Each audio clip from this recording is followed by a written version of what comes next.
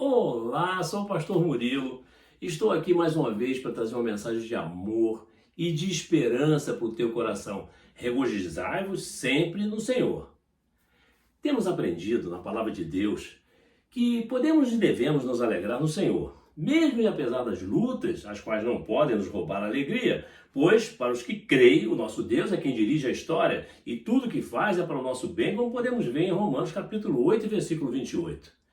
Partindo da premissa que encontramos em Jeremias, capítulo 29, versículo 11, onde nosso Senhor Deus Todo-Poderoso afirma o seguinte: porque eu bem sei os pensamentos que tenho a vosso respeito, diz o Senhor, pensamentos de paz e não de mal, para vos dar o fim que esperais.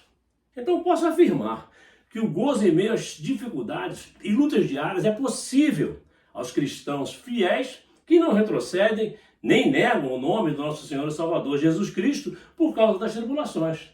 O apóstolo Paulo escreveu aos Filipenses verdades que ainda hoje poderão ajudar os crentes em Cristo Jesus a progredir espiritualmente e experimentar alegria na sua fé.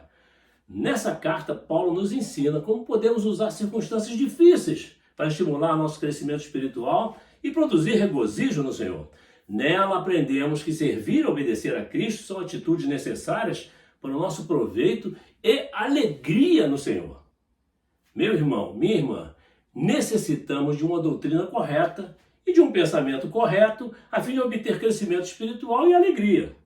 Paulo nos diz, ensina, resta, irmãos meus, que vos regozijeis no Senhor. Não me aborreço de escrever-vos as mesmas coisas e é segurança para vós. Regozijai-vos sempre no Senhor. Outra vez digo, regozijai-vos, como está em Filipenses capítulo 3, versículo 11 e capítulo 4, versículo 4.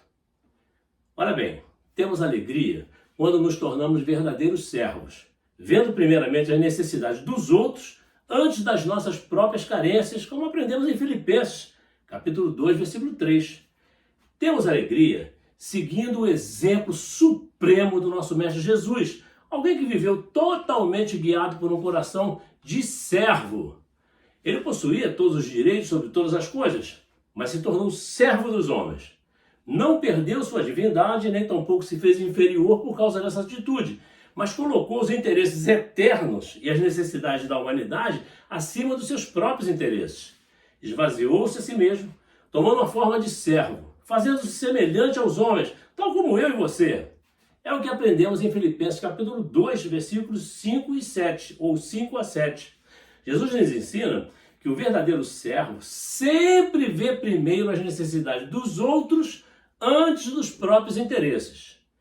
Temos alegria quando seguimos o exemplo do nosso Mestre e Senhor Jesus Cristo, cujo grande ato de servidão foi sujeitar-se em obediência ao Pai, morrendo por nós numa vergonhosa cruz, naquele Calvário. Você se lembra desse negócio?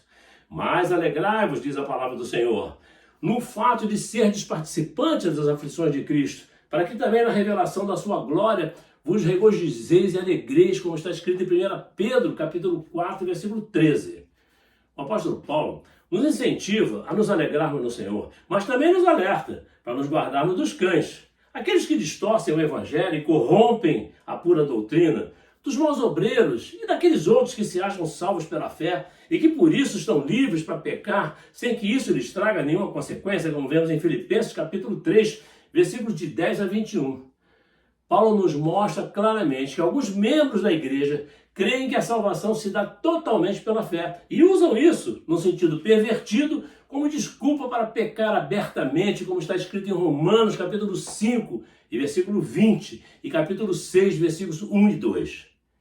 Precisamos ter uma mente disciplinada e controlar nossos pensamentos, levando cativo todo o pensamento à obediência de Cristo, como nos ensina 2 Coríntios, capítulo 10, versículo 5.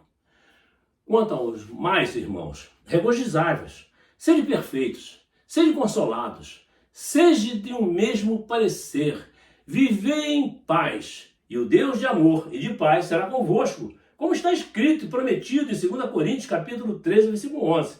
Finalmente, regozijai-vos no Senhor. Outra vez repito, regozijai-vos. Pronto, nosso bate-papo fica por aqui.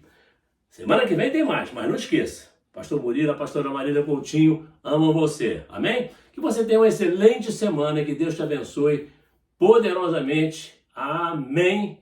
Glórias a Deus por isso.